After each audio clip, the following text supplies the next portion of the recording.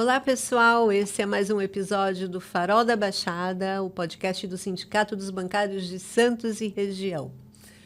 E hoje nós estamos aqui com o professor Ricardo Galvanese, filósofo, professor universitário, entre muitos outros títulos, né? Que aí fica assim para minha memória, né? É o filósofo, professor universitário, especialista em diversos temas, é muito legal. Obrigada, viu, Ricardo? Eu que agradeço o convite, é sempre um prazer, né, bater papo aqui, conversar com você e com todos aqueles que nos acompanham. À sua disposição de estar sempre aqui nos ajudando, prestigiando, nos honrando com sua presença, sua sabedoria e conhecimento, né?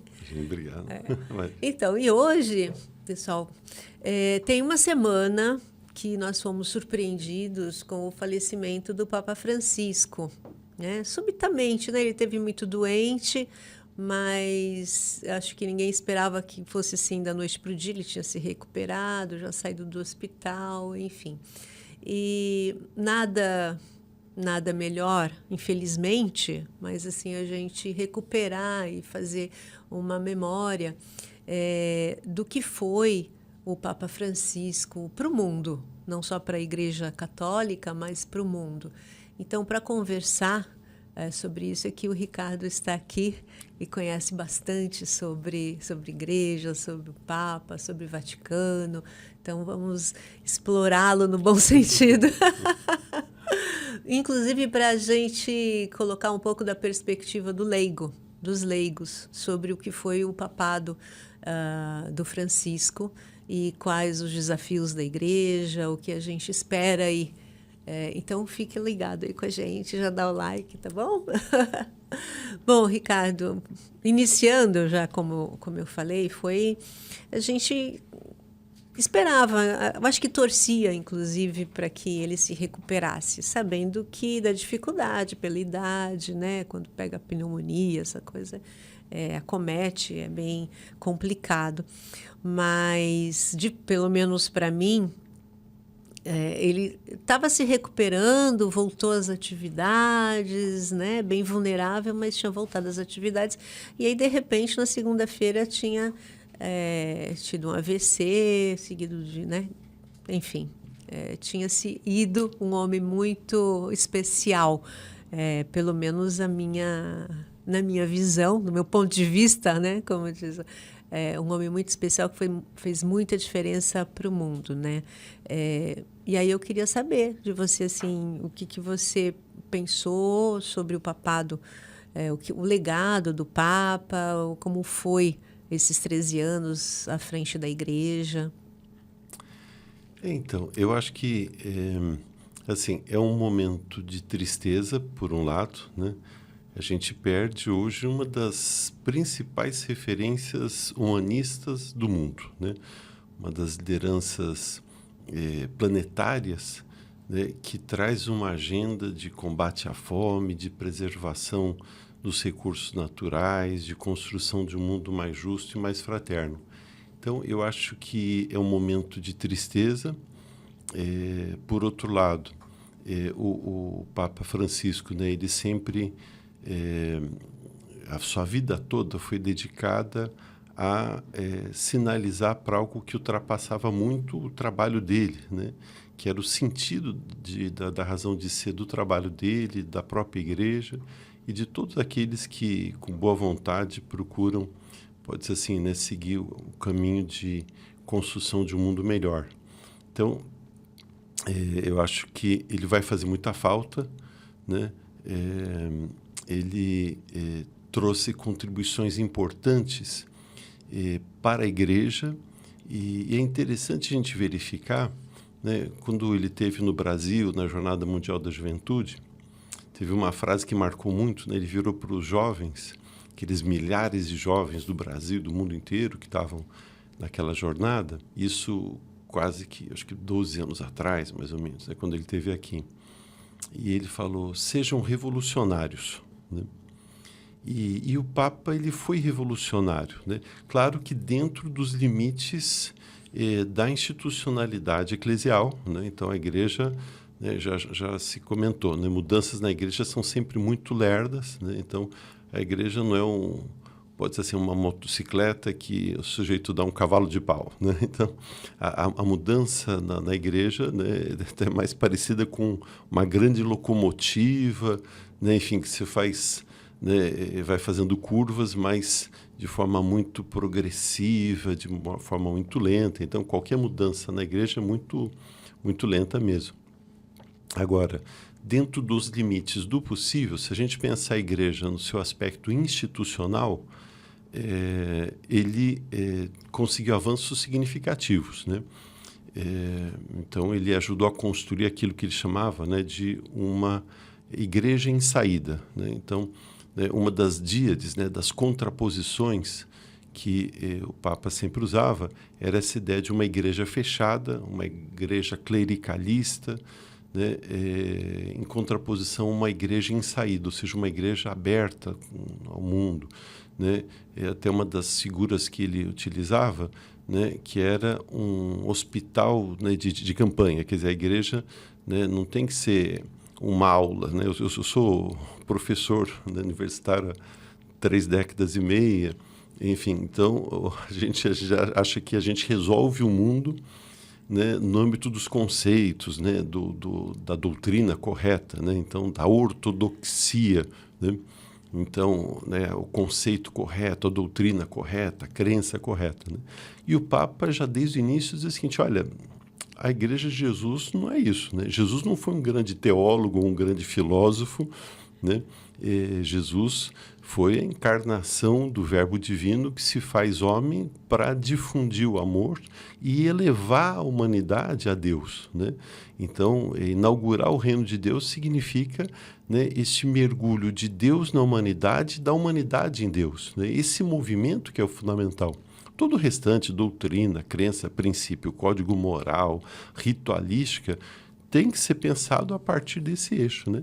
Então, ele sobrepunha a ortopraxia, né? Quer dizer, a ação refletida com fundamento teórico, conceitual, na verdade, etc., correta, né? Então, não é a doutrina correta tão somente. Não significa que ele tenha... O Papa, não, nesse sentido, ele não foi revolucionário. Ele não abriu mão, ele não alterou nenhuma doutrina fundamental da igreja. Essas doutrinas continuam intactas, até porque elas são construídas, né, pelo magistério da igreja, dentro da tradição, e isso de forma milenar. Então, pode ser assim, a partir das bases dos textos sagrados, da Sagrada Escritura, mas, digamos assim, inspirado o tempo todo, né? A igreja dialoga com a história na perspectiva do Espírito Santo. Então, ela atualiza, repensa, destaca. Então, tem uma verdade histórica, tem uma verdade que vai brotando da história, do povo de Deus que caminha no mundo, pode ser assim. E, de outro lado, tem...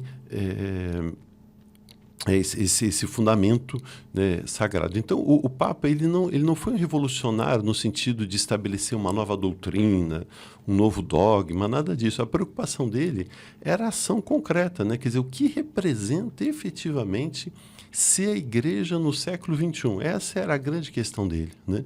E ser igreja no século XXI, ele destacava muito isso, né? É exatamente essa busca de dar uma resposta concreta de esperança e de amor àqueles que sofrem as diversas formas de opressão que caracterizam a sociedade contemporânea. Então, eu acho que é nesse sentido que ele é revolucionário, né? Então, ele revolucionou não na ortodoxia, mas na ortopraxia, né? Na forma de ser e de agir concreta da igreja no mundo. Então, eu acho que esse, digamos assim, é o grande legado dele, né? Eu penso, pegando aí o que você falou, né, da igreja em saída, que ele propõe, né, e toma isso como a base do papado dele, né, da ação dele, estar em todos os lugares, não importa aonde, justamente com os mais vulneráveis, né? Então, ele não se preocupou tanto com aquela igreja fechada, com o medo do que tem fora, né? Vamos nos fechar porque tem aí os inimigos do lado de fora e nós somos uns bastiões da verdade, temos que, né, bater o pé aqui no que a gente acredita. e o mundo, ele é perigoso e nos traz outra, né? São nossos inimigos, né? Digamos assim. Então, a gente não vê ele falar, tá preocupado com isso. Ele não estava preocupado com isso. Ele abriu a igreja para estar nos lugares onde as pessoas estão. Por isso que ele, no meu ponto de vista, ele ganhou o coração da maioria das pessoas. Talvez dos poderosos, não sei. Mas das pessoas simples, porque ele se fez humano, né? Embora tenha muito poder, represente, né, mais de 1,4 bilhão de pessoas, mas ele se fez humano junto com outro, assim como Jesus fez, né? Então, eu acho que a luz de Cristo foi assim, completamente refletida nele. Sinceramente, eu... E ele... eu queria saber de você, assim, nessa saída da igreja ao encontro das mazelas, né, do mundo, ele foi corajoso, né? Ele não teve medo de dar nome aos bois, digamos, enfrentar, falar da desigualdade social, falar do capitalismo que causa essa desigualdade, né? Nas encíclicas dele, como é que você avalia isso? Eu acho que ele deixa pode ser assim, uma herança muito relevante, né? Tanto pode ser assim, né? Na própria institucionalidade que eu comentei, ele não chega a fazer uma revolução, porque ele tentou até algumas mudanças que acabaram emplacando, enfim. Mas eu acho que, acima de tudo, se a gente pensar a igreja como comunidade, como pode ser assim, comunidade daqueles que creem e que caminham na história, daqueles que amam e caminham na história, aí ele foi absolutamente popular, né? Porque exatamente é o que você disse, ele tocou, né, o coração das pessoas, atualizando, né, a mensagem do Evangelho para este mundo que, digamos assim, né, contém a maldade em si, né, pode ser assim, a história atravessada pela graça e pelo pecado, né, em termos teológicos, mas a gente acaba, quando quer ver pecado demais, não enxerga a graça, né? E é muito interessante, né, que ele fez isso, né? A graça, né, a própria palavra tem uma certa ambiguidade, né? Quer dizer, graça tanto no sentido de dom divino, do amor de Deus, tal, como graça no sentido de fazer graça, né? Que é a alegria, né? Até o primeiro documento dele, a Evangelii Gaudium, ele vai trazer exatamente essa ideia da alegria do Evangelho, né? Quer dizer, o Evangelho tem que ser fonte de alegria para as pessoas, né? Então, Jesus, na sua trajetória, ele não pregava tristeza, né? Ele questionava com vigor, denunciava as estruturas de opressão, né? Anunciava, né, um mundo novo que brota quando a gente abre o coração para o amor e para a fé, mas ele não, pode ser assim, negava a concretude do amor dentro da própria história, né? É a partir daí. Então, Jesus não reunia milhares de pessoas, né, para estabelecer, né, uma doutrina exatamente coerente, né? Enfim, então não era uma elaboração. Na realidade, o que Jesus fala já está presente, ele faz o tempo todo essa referência, já está presente no Antigo Testamento, né? O próprio mandamento do amor, né? Tem até um diálogo muito interessante que ele está com escriba, com o doutor da lei, e ele faz, pode ser assim, né, o doutor da lei verbalizar aquilo que seria o mandamento do amor, né? Então, agora, a diferença é esta encarnação, pode ser assim, do divino no humano a partir do próprio humano, né? Então, tem uma fórmula teológica já muito antiga que diz que Jesus, de tão humano que foi divino, né? Quer dizer, então, esse mergulho no mistério da condição humana, né, ele é uma abertura para o divino. Santo Agostinho, por exemplo, explorou muito isso, né? Quer dizer, Deus me é mais íntimo do que minha própria intimidade. Então, lá, naquela instância mais profunda do humano, a gente encontra Deus. Então, a gente não tem que ter medo pode ser assim, do humano, da realidade humana, né, como você disse. Então, eu acho que Francisco soube entrar nesta sintonia. E é por isso que ele falou tanto a tantas pessoas, né? E, às vezes, até foi incompreendido dentro de determinados setores da igreja, né? Então, certas acusações que vieram para ele, por exemplo, da parte de alguns integrantes do episcopado norte-americano, por exemplo, né? Enfim, esse clima, né, de ódio que hoje se difunde no mundo com o populismo autoritário, com o extremismo de direita, enfim, ele foi objeto disso, né? A gente assistiu, né, de forma assim chocada, né, certos bolsonaristas no Brasil, por exemplo, quase que comemorando a morte do Papa, né? Então, teve uma vereadora que me recuso até verbalizar o nome dela, de uma cidade aqui do Brasil, que disse que isso foi uma espécie de uma limpeza, né? A morte do Papa foi uma limpeza. Então, quer dizer, é contra isso que ele estava lutando, exatamente, né? Esse espírito de ódio, né? E como você disse, ele dava nome aos bois, né? Então, e eu acho que ele representou, até depois, se quiser, a gente, né, pensa um pouco sobre isso. Na minha visão, né, ele representou, e aí toda a força dele, a expressão de um outro projeto cívico-civilizacional, né? Quer dizer, tanto da ordem propriamente política, como algo mais profundo que diz respeito à própria ordem cultural, né? Eu acho que é aí que está um pouco um certo ineditismo. Eu até, pode ser assim, fazendo a leitura, né? Eu faço uma dupla leitura, né? Eu lembro de todos aqui, muitos, quem é de igreja aqui em Santos, tem um pouquinho mais de idade, deve lembrar de um padre muito querido que a gente tinha aqui, que era o padre Lúcio Flório. E o padre Lúcio Flório, ele repetindo até fazendo referência a um texto do Concílio Vaticano II, do Gaudium et Spes, ele falava, né, que o leigo é um homem do mundo na igreja e um homem da igreja no mundo, né? E isso marcou muito a minha juventude, né? E eu sempre tentei trabalhar um pouco nesse sentido, quer dizer, então, por exemplo, quando faço análise do discurso do Papa, por exemplo, né, eu vou me reportar a categorias que não são teológicas, né? Então, eu não sou um teólogo, né? Então, eu vou trabalhar com categorias do campo da sociologia, da filosofia, das ciências humanas. A partir disso, a gente pode ver uma significação do Papa que nem sempre a reflexão propriamente teológica, nos traz, né?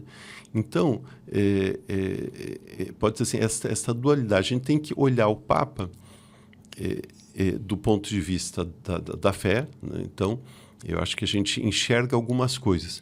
Mas a gente pode, e eu acho que esse foi o grande mérito de Francisco, ele foi visualizável, o seu discurso foi decodificável a partir de instâncias que não são propriamente as instâncias institucionais eclesiásticas, que a partir de um território de compreensão que não é propriamente ou somente o território teológico, mas o Papa, ele produziu um conjunto, né, enfim, nas suas encíclicas, no seu trabalho, pode ser assim, pastoral, né, de produção de orientações, de conceitos, etc., ele produziu um discurso que é muito importante e relevante, tanto que você, pode ser assim, né, se encontrou nesse período, por exemplo, né, conferências mundiais de líderes discutindo a Laudato Si,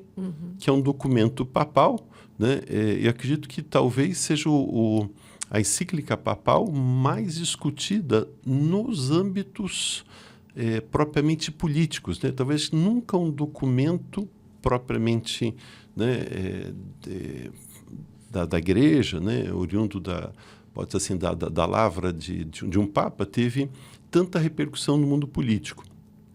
E, por outro lado, também é muito interessante a gente ver como que algumas das suas produções, né, tiveram um impacto, por exemplo, na minha área, na área acadêmica, né? Então, congressos de filosofia, de educação, etc., discutindo a Laudato Si, ou então, por exemplo, a Fratelli Tutti, que foi a sua última encíclica, né? Então, assim, ou seja, a gente, para compreender o Papa, a gente tem que transbordar, né? E eu também faço muito esforço. Eu falo, em parte, né, eu falo, comento, em aula, pesquiso, etc. Pode ser assim, a partir, né, qual o meu lugar de fala? De um lado, né, a minha crença cristã, católica, então eu enxergo o Papa numa perspectiva. Agora, é muito interessante a gente fazer esse exercício e olhar o Papa e a sua produção e a sua orientação, a sua presença, a partir de olhares outros, né, no campo das ciências sociais. A gente vai descobrindo aí que, né, ele trouxe contribuições muito importantes nesse sentido. Eu acho que ele atualizou, né, desceu à terra, né? Não tanto preocupação, encíclicas reforçando doutrinas, né, de fé, do campo da moral, com temas que são polêmicos também, mas não se ateve a isso, né? Então, acho que foi o primeiro que é próprio do nosso tempo, a preocupação com crise climática, com a ecologia, o que tem a ver isso com a desigualdade social, que isso é fruto de um sistema que tem que ser condenado. Isso eu acho que ele foi corajoso, porque não lembro de outros falarem que é o capitalismo que cria essa desigualdade e que explora a terra até, né, o sangue, até a última consequência. E ele fala, estamos todos no mesmo barco, ou nos salvamos ou morremos todos. Então, eu creio que o que ele coloca nas encíclicas não são temas ou não são discussões novas, propriamente. Todo mundo sabe, né? Mas vindo da onde vem, a preocupação vindo da igreja, que sempre se preocupa com essa coisa de estar mais fechada, do inimigo, né? De preservar a igreja do jeito que ela é, né? O clericalismo, e ter alguém que se importe com o que está acontecendo no mundo de maneira que não seja só no campo da moral, eu acho que isso é uma novidade. E aí, esse discurso dele vai para a prática do encontro com as pessoas vulneráveis. Tanto que no funeral, né, você até viu, comentou, né, foram pessoas excluídas. Até no pós-morte, ele se preocupa com essas pessoas, se referencia a essas pessoas, não aos poderosos, né? Eu acho que essa uma diferença, assim, a misericórdia, eu colocaria assim. Eu acho que foi o Júlio Lancelotti que falou, Papa Francisco, o misericordioso. Acho que se ele tivesse que dar uma alcunha, seria essa, o misericordioso, né? Porque ele, eu vejo coisas, por exemplo, um menino que chora, onde estava passando, um menino muito preocupado, chorando porque o pai morreu, se o pai estava no céu e o pai era ateu. Aí ele fala, Deus se esquece dos seus filhos? Aí todo mundo, não. Fala, está aí a sua resposta, né? Se ele educou você do jeito que educou, com certeza. Ele então, não está preocupado com um ponto e vírgula, mas sim acolher, né? O que ele fez com os LGBTs também. Esse foi um tema espinhoso e que ele não mudou, como você falou, não mudou a doutrina. Mas ele abriu a igreja para acolher as pessoas do jeito que elas são. Então, as pessoas se sentem acolhidas e muita gente que nem é católico, mas começa a ver a igreja e começa a prestar atenção, eu acho, que em Jesus Cristo, a partir da ação concreta desse Papa, né? Acho que é um legado impressionante. Não, e assim, eu acho que ele levou muito a sério, né? Quando Jesus, nos evangelhos, diz para a gente não julgar, né? Então, ou seja, às vezes a gente confunde, né? Quando a gente crê em Deus, e Deus é amor, e Deus é o bem, a gente acha que a gente é amoroso e que a gente é bom, né? E o tempo todo ele bateu nessa tecla, né? Quer dizer que a gente não tem que julgar as pessoas, né? A gente tem que aceitar, amar, acolher, né? Então, O julgamento fica para Deus, né? Então, o julgamento fica para Deus, né?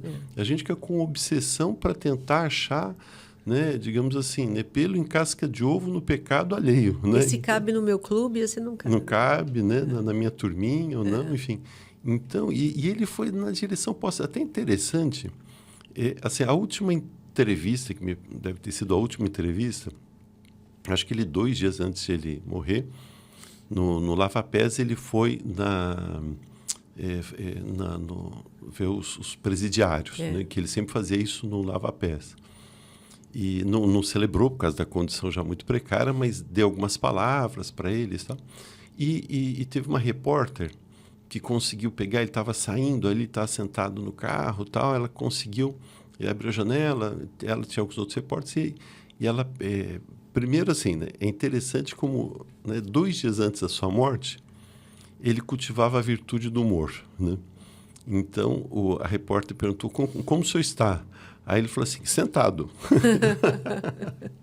Então, assim, é muito interessante que, né, pode ser assim, o riso, tem toda uma tradição filosófica, até Aristóteles escreveu sobre isso, o riso amoroso, ele abre o coração, né? Que é o riso do humor.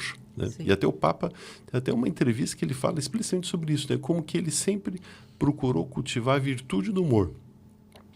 Por outro lado, né, a gente tem o riso sarcástico, né? Quer dizer, o sarcasmo não é humor, né? O sarcasmo é violência, né? Pode ser assim, com os dentes à mostra, digamos, né? Então, o riso do sarcasmo, ele machuca, né? Ele reduz o outro. O humor, geralmente, a gente faz em relação a nós mesmos, né? Que nós somos ridículos, né? Nós somos precários, etc. Então, isso é uma marca muito grande. Eu acho que isso explica um pouco disso. E nessa entrevista, 2 coisas me chamaram a atenção. Primeiro, né, assim, você vê, com pouquíssimas palavras, essa questão do humor. Aliás, é até interessante, o humor vem de humus, né? Humus é terra, né? Então, quer dizer, e que é a mesma origem etimológica de humildade. Então, quer dizer, o que é humor? O humor é uma humildade alegre, né? E isso o Papa sempre insistiu. E o complemento dele nessa entrevista mostra essa ideia da humildade, da misericórdia e do humor juntos, né? Porque ele começa brincando, dizendo, como é que você está? Não, estou sentado, né? Então, pode ser assim, abre o sorriso do coração, né? Não o sarcasmo da agressividade. Segundo, ele fala, olha, eu sempre que eu venho aqui, eu me pergunto por que eles e não eu. Ou seja, a gente está vendo um dos homens, eu acho que isso é consenso, né? Um dos homens mais santos que já pisou por aqui, né? Pela sua trajetória, enfim, né? A pessoa boníssima, etc., se comparando a presidiários e perguntando por que eles e não eu, né? Então, quer dizer, é um gesto de humildade muito grande, né? E ao mesmo tempo, né, pode ser assim, né, um questionamento da forma como a gente vive, né? Quer dizer, por que a trajetória de vida dele teve algumas possibilidades que fizessem que ele, né, enfim, exercesse esse papel, né, de liderança, etc., né? E outras pessoas, por conta da forma como a gente vive, né, estejam nessa condição. Então, é isso que você falou, né? A ideia do humor, da humildade e da misericórdia, né? Inclusive, logo no começo do seu papado, ele deu uma entrevista, estou tentando me recordar do entrevistador, e ele virou um livro, né? O Nome de Deus é Misericórdia. E que ele vai exatamente trabalhar isso, quer dizer, a essência de Deus é misericórdia. E, aliás, diga-se passagem, é muito interessante, né? Tem gente que fala, esse Papa, né, rompeu com a tradição. Nada em nada, né? Por exemplo, esta ideia do Deus misericordioso tem um texto belíssimo, uma encíclica do Papa Bento XVI, que era conservador, que era uma outra linha, etc., chamado Deus Caritas Est, né? Deus é amor. E tem um trecho dessa carta que é magnífico, que ele vai falar que na cruz a gente tem a confrontação do Deus da justiça com o Deus da misericórdia, né? Então, Jesus na cruz é o sacrifício que salva a humanidade, a exigência de justiça, né? A dívida, pode ser assim, da humanidade. Por outro lado, é o Deus da misericórdia, porque Jesus está na cruz, né, rogando o perdão a todos, né? Então, esta ideia de misericórdia, por exemplo, já estava lá presente em Bento XVI, a questão da própria crítica ao capitalismo, né? Tem muita gente que falava, o Papa João Paulo II, que era, né, enfim, que era bom, etc. Era bom também, enfim, porque era conservador, né? Ele era bom por outras razões, mas o João Paulo II tem uma encíclica dele chamada Laborem Exercem, que ele vai falar explicitamente criticando, né, o modo de produção capitalista, dizendo que o trabalho tem que ter prioridade sobre o capital, né? E é interessante como o Papa Francisco ele resgata tudo isso, né, de forma mais explícita, colocando o componente, não só, pode ser assim, ele era popular, né? Mas não era populista, ele mesmo destaca a diferença entre o popular e o populismo, né? Mas ele traz isso numa linguagem do coração, do amor e, ao mesmo tempo, de forma profética, dando nome aos bois, né? Até eu acho aquilo que eu estava comentando antes, analisando um pouco de fora, das ciências sociais para, né, o Papa na perspectiva das ciências sociais. Me parece que se a gente pegar a composição do discurso, fazendo análise do discurso do Papa, né, que é uma metodologia, pode ser assim, que a gente trabalha no mundo acadêmico, a gente pegar o corpus, né, o que ele escreveu, o que ele produziu, né, algumas obras fundamentais, as entrevistas, as intervenções dele, as encíclicas, etc., a gente pode observar que há ali, digamos assim, uma resposta, e eu acho que esse é a grande questão, né? Uma resposta aos projetos cívico-civilizacionais, quer dizer, os projetos políticos e os projetos de civilização que estão em curso, né? Pode ser assim, a gente tem dois projetos que ele profeticamente critica, denuncia, que são, de um lado, o neoliberalismo, como esta versão, né, contemporânea do capitalismo, que acentua o individualismo, a competição, etc. E se a gente olhar os projetos, né, isso é muito próprio da construção do pensamento dele, a partir de dois eixos, né? Eu tenho um trabalho meu que eu tento fazer um pouco essa análise. De um lado, o eixo do pathos, né? Quer dizer, o pathos é o sentimento, né? É o vínculo afetivo, essa coisa que a gente está dizendo, né? Nós somos racionais, mas não somos só racionais. E a nossa afetividade, as nossas emoções, muitas vezes ultrapassam em muito, né, a nossa racionalidade. Então, se a gente pegar o eixo do pathos, né, dos sentimentos, e o eixo da alteridade, né, alteritas, né, do latim, que é o outro visto na sua diferença, né? Então, se a gente pegar a emoção e o outro, né, quais são os projetos que estão em disputa e de que lado Francisco propõe que nós estejamos, né? Então, de um lado, você tem dois projetos que hoje são, pode ser assim, hegemônicos, né? E, se não totalmente, tem um peso muito grande. De um lado, exatamente o neoliberalismo. No neoliberalismo, pode ser assim, a base emocional é a apatia, né? Ou seja, é o não sentir, né? E aí, quando você pensa no outro, né? Quem é o outro do neoliberalismo? É a mercadoria e algo que pode ser descartável. Ou seja, o neoliberalismo, na medida que ele coloca o mercado, a competição como princípio que estrutura as relações sociais, a lógica é uma lógica sem sentimento, né? De apatia vem de apateia, né? do grego, que significa, né, sem essa sensibilidade, sem o sentimento, sem a emoção. Então, conforme nós somos individualistas, consumistas, competitivos, nós temos que desligar o botãozinho da emoção. Então, se eu ficar preocupado com a pessoa que empatia, sofre... né, que chamam. Exato, eu tenho que desligar o botão da empatia. Né? Então, aliás...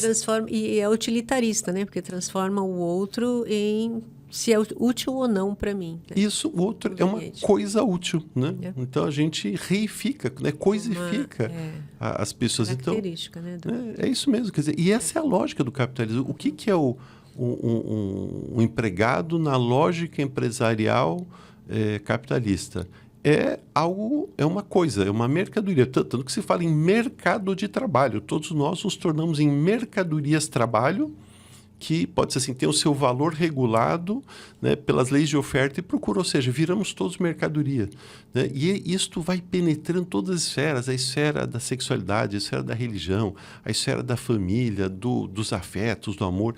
Então, e a gente vai aparecendo com uma mercadoria descartável. Né? O Papa insistia muito nisso, nessa descartabilidade do outro que esta forma de organização da vida gera.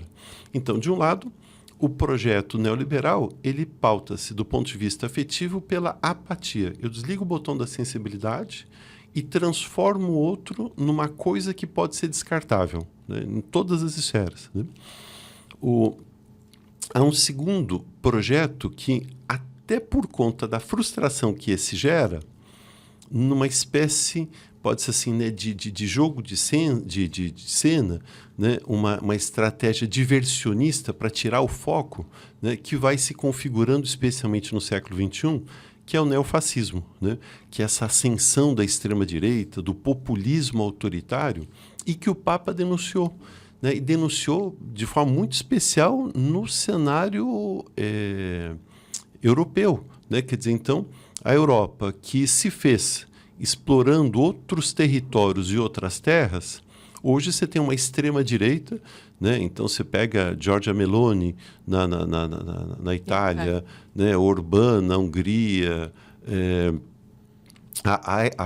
o partido, a AfD, né? Na Alemanha, que é um partido neonazista, está hoje entre segundo e terceiro lugar na preferência eleitoral alemã. O movimento da Marine Le Pen na França, enfim. Então, essa extrema-direita europeia e norte-americana, o Trump nos Estados Unidos... E tem tudo, né? Portugal, Espanha, todos têm partidos que estão disputando bem as eleições. Isso, e bem colocados. Então, é uma força política e que o Papa denunciou, especialmente porque mostrou o seguinte, olha, a Europa usou América Latina... África, Ásia, quando bem lhe interessou, impôs sua língua, né, suas línguas nesses territórios. Quando hoje você tem o contrafluxo, essas pessoas das antigas colônias querem ir, né, para o território daqueles que as colonizaram, que as exploraram, que as expropriaram, aí você tem a extrema-direita fechando, né? Isso na América Latina, essa extrema-direita aparece como um discurso violento, autoritário, de ódio, discriminatório, aporofóbico, né? Então, de ódio à população de rua, assim por diante, e aparece com toda a força com o bolsonarismo, né? Isso está presente, né? Uma parcela muito grande da população hoje se orienta, nem percebe, mas se orienta por princípios neofascistas. E esse é um segundo projeto cívico-civilizacional. E aí ele se casa um pouco com outro, mas em outra perspectiva. Primeiro, aqui já não é propriamente no sentido originário da palavra, a apatia. Até você tem que desligar o botão. A apatia, nesse caso, é o primeiro passo. O segundo passo, você vai dar apatia à antipatia. Né? Antipatia, como, né, os gregos diziam, que eu tenho uma relação de aversão, de ódio ao outro. Então, o outro passa a ser objeto do meu ódio. Então, quem que é o outro? Numa sociedade racista é o negro, numa sociedade machista, patriarcal, é a mulher, o movimento feminista, numa sociedade homofóbica é a população LGBTQIA+, numa sociedade classista são as populações periféricas, né? Então, esta lógica baseada na antipatia, no sentido próprio do termo, ela transforma o outro, aí o alter alteritas, né? O alteridade, ela transforma o outro em alguém inferior e que tem que ser eliminado. Pode ser eliminado fisicamente, né? Bater em trans, botar fogo em morador de rua, assim por diante. Pode ser eliminado pelas redes sociais, esse ódio, né? Então, que está hoje presente nas redes sociais, virar um campo de cultivo dos sentimentos humanos mais obscuros, né?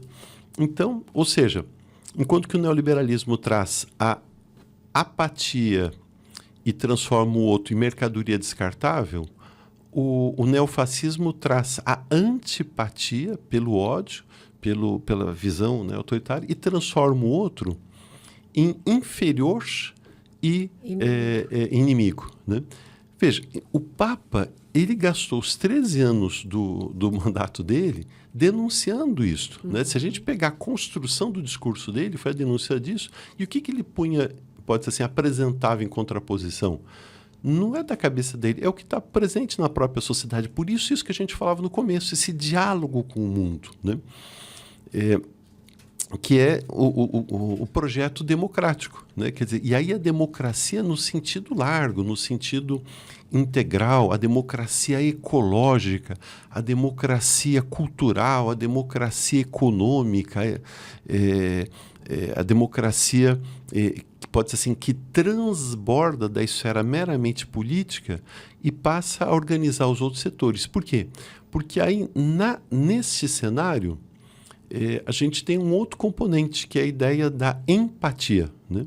Então, o neoliberalismo, a apatia, o neofascismo, a antipatia, e a democracia, ela precisa de uma afetividade empática. Por quê? No contexto democrático, eu tenho que aceitar que as pessoas pensam diferente, né, de mim. Eu tenho que aceitar que as pessoas têm expectativas, projetos diferentes, e eu tenho que sentir, compreender, mergulhar no universo do outro, né? Então, eu não posso tentar eliminar o outro, né? A democracia, ela implica adversários, mas não inimigos, né? Na democracia, eu não posso eliminar, por exemplo, a democracia, né, uma formulação clássica já, né, é a hegemonia da vontade da maioria, resguardados os direitos das minorias. Então, não é porque eu tenho um grupo lá menor, por orientação sexual, raça, cor, religião, o que for, que ele pode ser eliminado. Então, eu tenho que me colocar no lugar do outro, a empatia, né? E nessa perspectiva, o outro passa a ser alguém igual e diferente.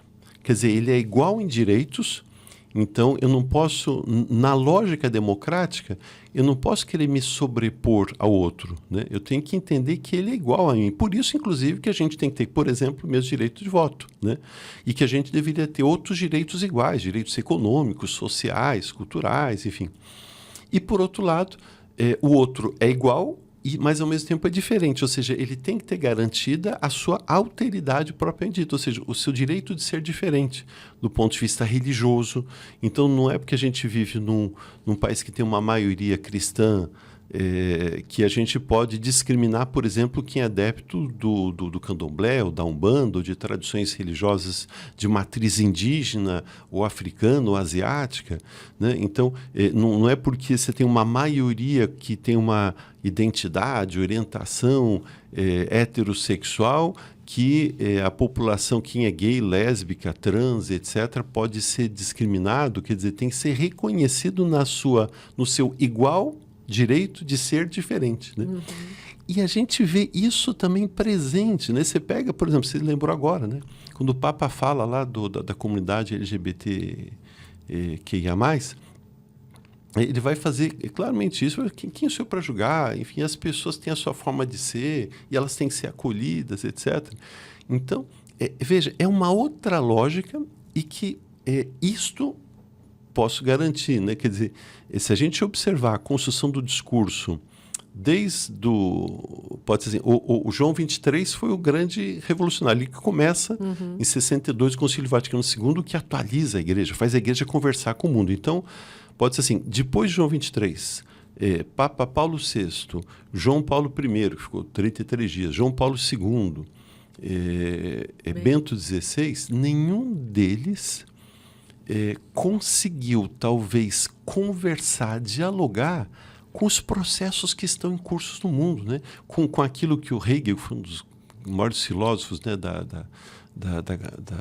da história humana, né, que ele chamava de espírito da época, né? Ou seja, essa capacidade de conversar com o que as pessoas estão vivendo, pensando, com o que as pessoas estão construindo. Então, assim, na minha visão, esse destaque que a gente tem, né, com relação ao Papa Paulo VI, Francisco, né, está diretamente ligado a essa capacidade de conversar com o espírito do tempo, né?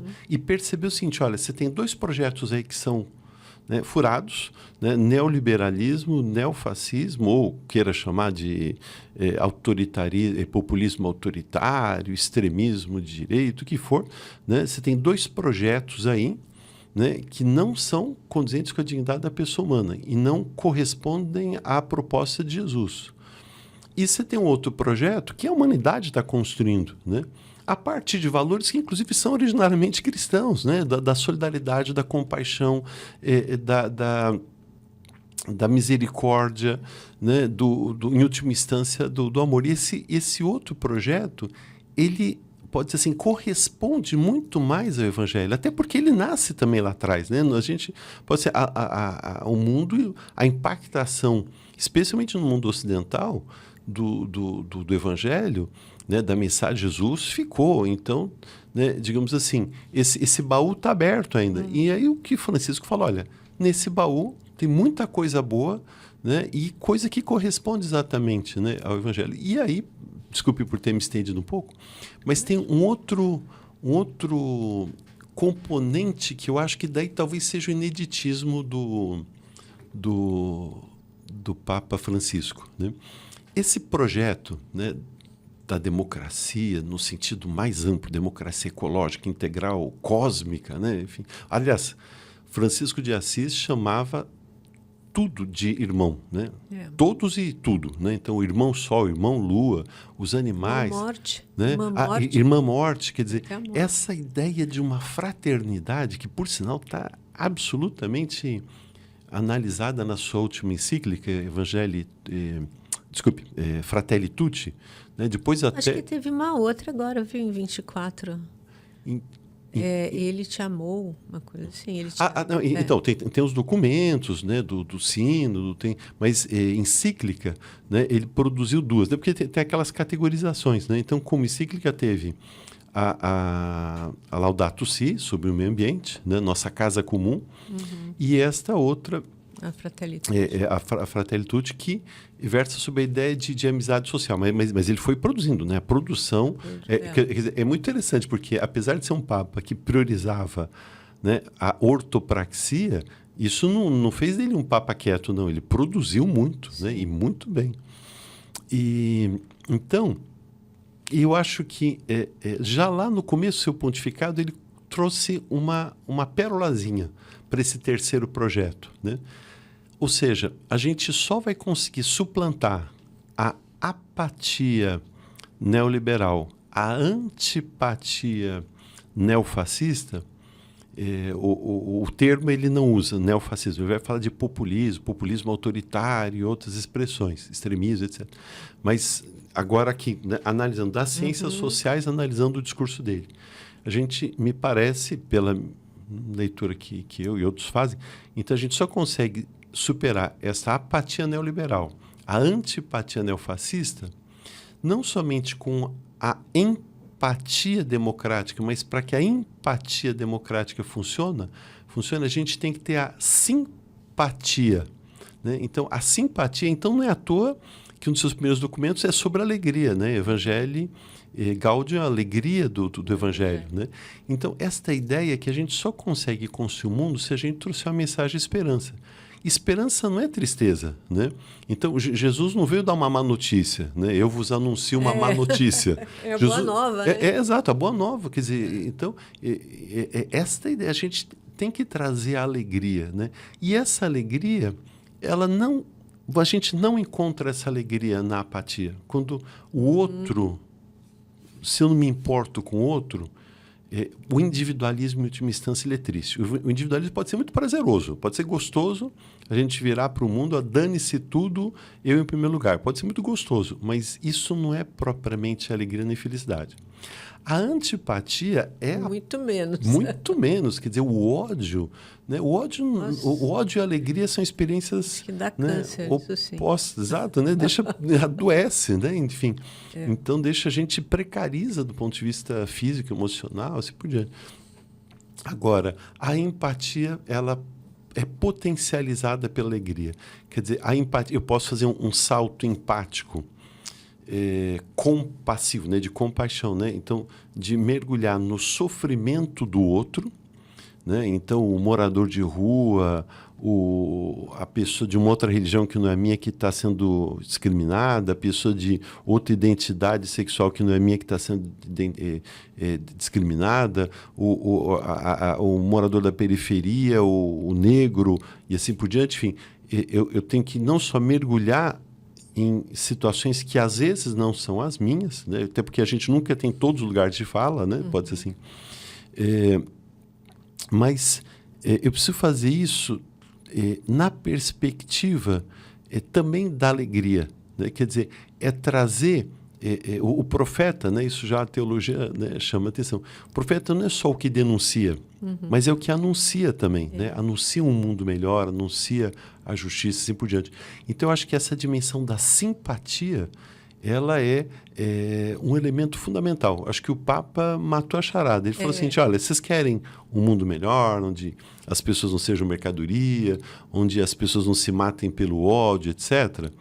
Então, vamos amar, mas amar com alegria, né? Com alegria. Então, agora eu estava pensando aqui, a alegria, ela deve vir, imagino eu que ele deve ter pensado isso, porque existe a esperança, né?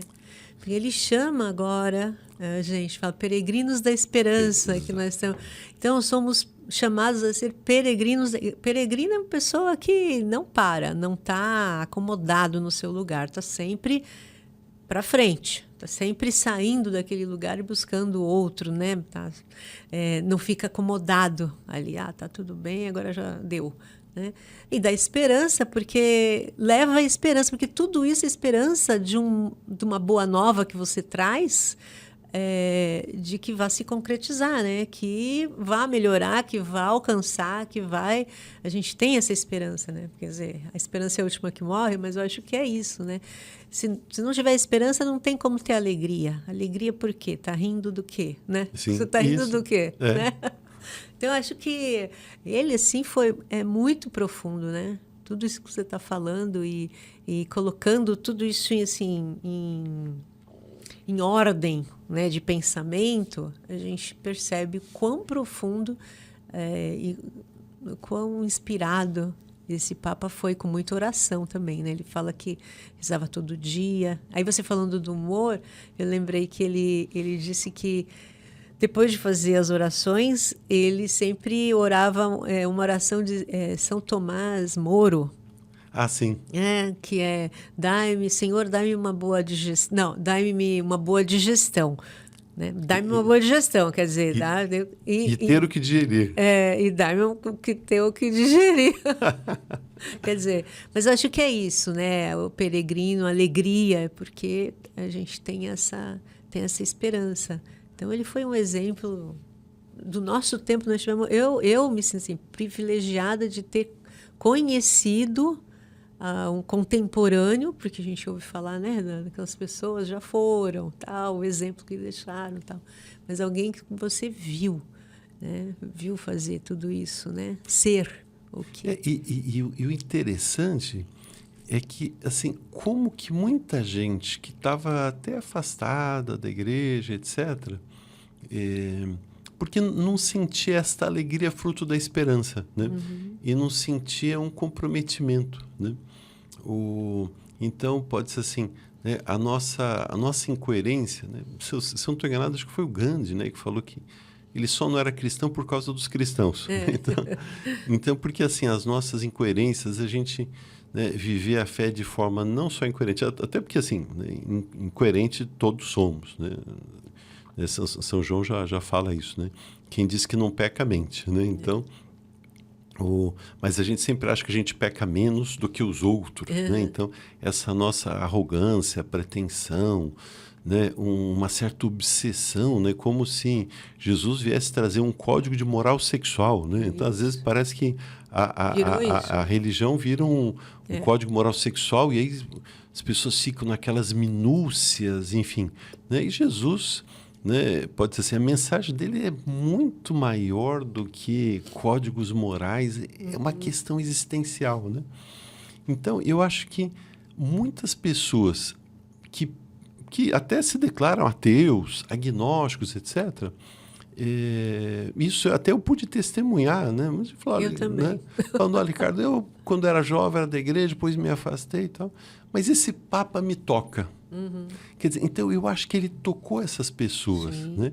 E são exatamente pessoas, porque, quer dizer, uma coisa é eu me afastar do convívio da comunidade eclesial, da fé, etc., porque eu quero ser individualista, porque eu quero explorar os outros, porque eu tenho ódio de quem é diferente de mim, etc.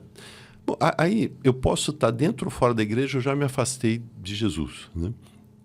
Agora, outra coisa é a pessoa se afastar do convívio da igreja, da fé, etc., porque quer amar as pessoas, né? Quer dizer, então a gente é um absurdo, né? Quer dizer, confesso assim, que sempre quando me perguntam, né, qual a minha fé, eu falo, eu sou católico, mas sou pecador. Eu faço questão de esclarecer isso. Por quê? Porque, assim, eu acho que uma das coisas mais graves é as nossas contradições serem um obstáculo para que as pessoas se aproximem de Deus, né? Então, eu peço a Deus sempre isso, né? Que eu não seja um obstáculo, né? Então, pelas minhas precariedades, pelas minhas contradições, pelo meu pecado, etc., que eu nunca seja um obstáculo à aproximação das pessoas em relação a Deus, né? Porque aí eu vou estar cumprindo um papelão absurdo, ridículo, né? Falando de Deus, afastando as pessoas de Deus, né? Então, e eu acho que o Papa ele soube fazer exatamente o contrário. Inclusive, assim, era um Papa que o tempo todo falava das suas próprias precariedades, né? Então, pedia para que rezasse por ele. É a primeira coisa que ele fazia, né? As primeiras palavras dele quanto Papa, falou, olha, vim lá do fim do mundo, né? E, por favor, rezem por mim, né? Então, quer dizer... Então, eu acho que isto toca exatamente aquelas pessoas que não estão na lógica da apatia, nem na lógica da antipatia, mas estão na lógica da empatia. Da empatia. E ele pede, acho que uma das primeiras coisas, que os pastores, sejam pastores, né? Ele tem um cheiro de ovelha. Isto. Cheiro das ovelhas, ou seja, para ter cheiro, você tem que estar lá junto com elas e não longe delas. Sim. Né? Então, isso daí já... toda a produção intelectual dele, que é importante, porque expressa todo o pensamento que ele tem, fruto até... deu origem até, como consequência, a estudos, né, posteriores, mas a prática era esse, o cheiro da ovelha. Essa, né? Isso, vai me ocorrendo as coisas. Não, né? É isso mesmo. É isso. E Ricardo, agora que a gente está aí à beira de um novo conclave, o que a gente espera? Esperar, a gente pode esperar, né? Olha, acho que a gente tem que rezar bastante, né? Isso então, mesmo. E pode ser assim, tem grupos, né, que estão tentando lá fazer lobby, né? Enfim. Então, o governo norte-americano, o episcopado norte-americano aí estão tentando influenciar, né? Enfim, influenciar não sei para quê, né? O que é um papa que vai difundir a antipatia? Não dá, né? E então, eu acho que assim, a gente tem um quadro bastante indefinido. Quem falar que tem certeza tá mentindo, né? Agora, pelo que eu tenho analisado, né, visto aí alguns especialistas na área falando, etc., assim, são 252 cardeais, salvo engano, mas só tem direito a voto 80, né? Quer dizer, desculpe, quem tem quem tem menos que 80 anos, né? Quem tem menos de 80 anos. Então, o que cai esse número para 135, salvo engano, 134, né? É por aí, né? E desses 130 e poucos, 80% foram indicados pelo Francisco. Agora, só que aí a gente tem uma coisa muito interessante, né? Precisamente porque o Papa Francisco não tinha, quer dizer, isso é uma tradição da Igreja. O Papa vai indicando os cardeais, né? Vai transformando bispos, né, arcebispos em cardeais, e depois o colégio dos cardeais que vão escolher o seu sucessor, né? Isso pode ser assim, com que a Igreja, aquilo que a gente comentou, ela tenha mudanças muito lentas, né?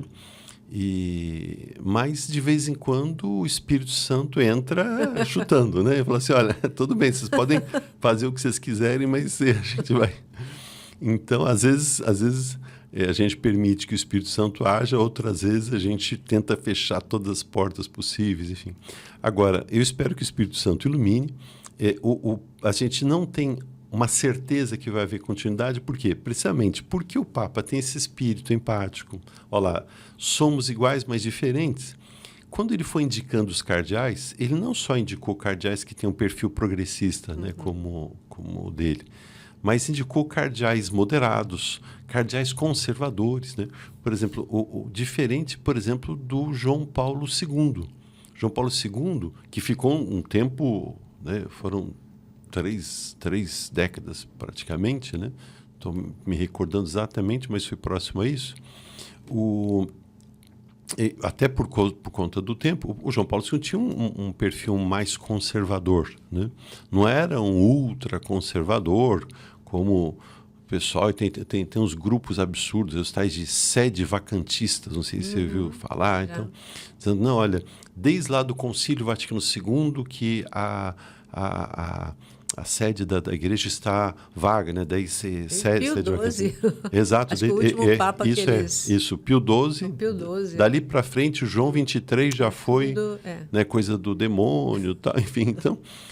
Então, o Papa João Paulo II, portanto, se diga, ele nunca teve essa perspectiva ultra conservadora. Tem textos dele muito bons, e foi um Papa que, pode ser assim, percebeu que o papado tinha que conversar com o mundo, tanto que ele inaugurou as viagens papais, pode ser assim, na proporção que a gente vê hoje e tal, né? Enfim. Mas ele tinha um perfil mais conservador, né? E os cardeais que ele foi indicando tinham majoritariamente esse perfil. O colégio de cardeais, na composição feita pelo Francisco, ele é mais plural, né? O que está correto, porque pode ser assim, né? O colégio de cardeais é importante que ele seja um pouco o reflexo do que é mesmo a igreja, enfim, né? As diversas forças, diversas visões do que vem a ser, né? Afinal de contas, né? Ninguém pode ter a pretensão de dizer, olha, o que eu falo, né? A gente pode reproduzir a palavra de Deus, mas a nossa palavra, a gente tem que lembrar que a nossa palavra não é de Deus, né? A gente tem que seguir a palavra de Deus, ouvir, reproduzir, proclamar, assim por diante. Mas, então, ninguém pode falar que tem né, pode ser assim, a hegemonia da verdade, enfim. E esse espírito da empatia e a igualdade e diferença, né, que marcou muito o discurso do Francisco. Então, esse colégio que vai votar, né, esse conclave, esse colégio de cardeais, ele é bastante plural. Então, não dá para a gente ter certeza, né, em quem vai ser, né? A gente tem pode ser assim, alguns indicativos, né? Então, tem alguns dizendo assim, olha, tem uma possibilidade muito grande de voltar a ser um italiano, né? Então, e durante muito tempo ficaram só papas italianos, né? Então, alguns falam, olha, tem alguns candidatos muito fortes, eram muito próximos do Papa, enfim. Talvez possa vir um italiano até com um perfil progressista, por exemplo. Há uma possibilidade mais remota de vir alguém da Ásia, né? Mas alguns falam, olha, eu tenho um cardeal das Filipinas, né? Que ele até tem pode ser assim, tem um perfil de moderado, progressista, mas ele é muito jovem, então também há o fator tempo. Então, por exemplo, há uma certa tendência a não escolher um papa muito jovem, porque se eventualmente nele o pecado for maior do que a graça, digamos assim, então, né, ficar um tempo muito grande, né, você pode gerar uma impactação negativa, né, enfim. Então, a tendência é eles escolherem um papa que já tem uma certa idade, possivelmente, né, próximo a 70 anos ou mais de 70 anos. Então, por exemplo, na África tem, né, alguns nomes fortes, o que talvez fosse interessante, porque a África e a América Latina é onde o catolicismo mais cresce, né? Já somos quase 1,5 bilhão, né, de pessoas, e aonde mais cresce, especialmente África e América Latina. Então, seria interessante. A América Latina, um pouco difícil, né? Que já foi, né? Já foi, enfim. A África... Agora, por outro lado, tem um candidato muito forte, mas tem um perfil bastante conservador, né? E, então, apesar de ser africano, assume muito algumas posturas que são muito próprias de um mundo que não é propriamente um mundo africano, né? Enfim, então não tem muito como a gente adivinhar, né? E agora, eu acho que nesse momento o que nos resta é rezar para que o Espírito Santo ilumine, né? E que onde né, o pecado abundou, a graça superabunde. Superabunde, né? Então que ela ultrapasse e que enfim, seja alguém que consiga continuar esse trabalho maravilhoso que o Papa Francisco fez. O mundo precisa disso, não é só a igreja. O mundo precisa de alegria, de esperança, de empatia. Porque, de fato, acho que com o Francisco, a igreja foi luz no mundo. Isso. É isso foi mesmo. luz no mundo. Então, já estamos chegando ao final, infelizmente, né? Tem mais alguma coisa que a gente deixou passar, que você queria falar? Não, eu que agradeço a oportunidade aqui, assim, de a gente bater papo mesmo, né? Eu, assim, acho que essa nossa conversa, nós dois somos, né, católicos, então a gente tem uma leitura de fé, né? Mas eu acho que também nós dois somos, como o Padre Lúcio dizia, né? Homens, né, e mulheres do mundo na igreja, então a gente tem que tentar trazer um pouco esse outro olhar mesmo, né? E para mim, eu acho que esse é o meu papel, né? Então, eu não sou teólogo, os teólogos que se debrucem sobre isso, né, sobre os temas mais específicos, mas eu acho que assim, o meu papel enquanto leigo é trazer um pouco isso, quer dizer, o que é a história, a sociedade, o pensamento, a academia, os movimentos sociais, etc., né, como que eles enxergam isso que aconteceu, que foi, né, né, a presença, a atuação do Papa Francisco. Eu acho que isso a gente tem que pensar, né? Se a igreja quer olhar para o mundo, ela tem que ver como que o mundo a enxerga, né? E eu acho que a gente que está no mundo, esse é o nosso papel, né? Então, não é estabelecer a correta doutrina, né? Os limites exatos do depósito da fé, etc., né? Mas né, trazer o olhar do mundo, né? Um olhar de quem, como você falou, né? Que o mundo precisa que a igreja seja, né, essa luz, né, trazendo alegria, trazendo fé, trazendo esperança e, acima de tudo, difundindo amor. Esse é o nosso sentido. Que lindo. Obrigada, viu, Ricardo? Eu sempre à disposição, sempre... Nossa, é muito bom, sempre o papo, né? Vocês gostaram com certeza. Olha, não esqueça de se inscreverem no canal, de compartilharem, de dar lá o ok, para a gente difundir o programa para mais pessoas, né? E é isso, vocês eu não sei, mas eu com certeza e o Ricardo também, vamos rezar para que seja um Papa que tenha esse espírito de diálogo, de acolhimento, perdão e misericórdia, tá bom? Até a próxima quinta, obrigada, gente.